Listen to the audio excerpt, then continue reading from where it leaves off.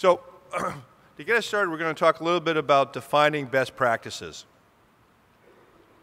So best practice is professional procedures that are accepted for or prescribed as being correct or most effective.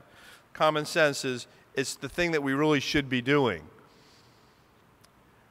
Now, the indications and best practices for obesity surgery is evolving in the era of laparoscopy, endoscopy, and multidisciplinary teams, facility, accreditation, specialty training. The field of bariatric and metabolic surgery touts improved outcomes, quality initiatives, and advances in patient safety.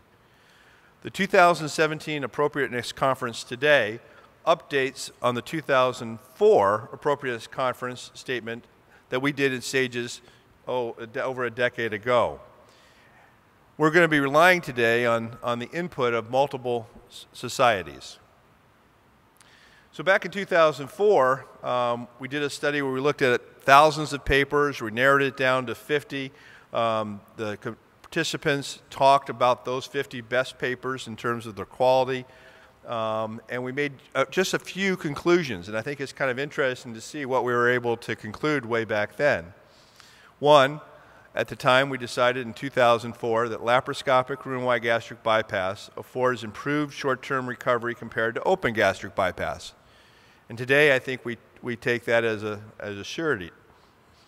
Laparoscopic adjustable banding can be performed with lower average mortality than either room-wide gastric bypass or any of the malabsorptive procedures, and it produces variable degrees of short-term weight loss. And again, this is a procedure that we're doing less and less of today.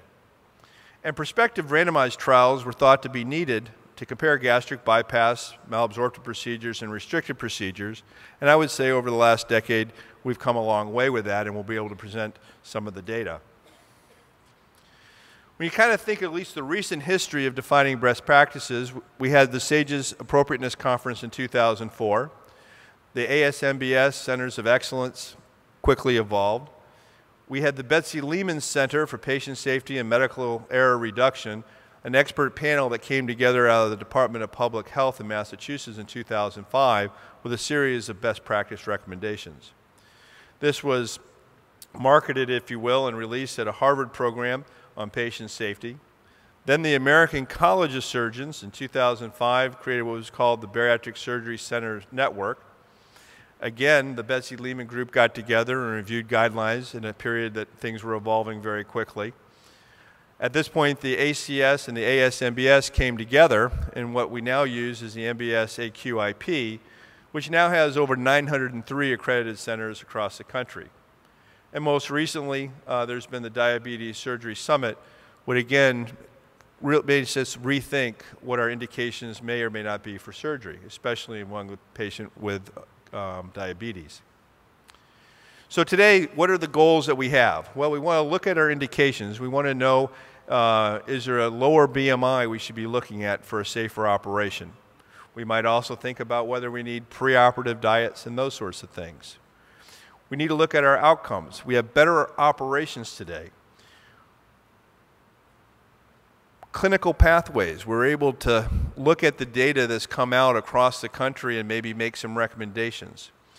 What does it take to become a bariatric surgeon in 2017? Back in 2004, you might take a weekend course or a week-long course, and today we have more formal training modalities. And if you're a bariatric surgeon, and today you're probably working within an accredited bariatric program, and maybe we can learn a little bit today about how those programs are doing and whether we need them. So to help us answer some of these questions, to look at the new indications for surgeries, particularly for diabetes and BMI, we have Phil Schauer, past president of the ASMBS. To look at the question of what's an accepted or investigational procedure, particularly looking at outcomes, we have Stacy Bredhauer, the current president of ASMBS. To learn more about the airway and sleep apnea guidelines, we have Stephanie Jones, past president of IPSCOP. Our co-moderator, Dr. Tellem, will talk to us about what she's learned looking at clinical pathways for tubes, drains. To learn more about what we need to do in training and credentialing, we have past President Raul Rosenthal. He's also president of the Fellowship Council. And to tell us an update on how we're doing with accreditation in our bariatric programs with MBS AQIP, We have David Provost, who currently was co-chair of the verification committee for the MBS QIP. So we got a great group of folks who are going to share the latest information in terms of best practices, what we can say based on guidelines from multiple societies, kind of what we can hang our hat on.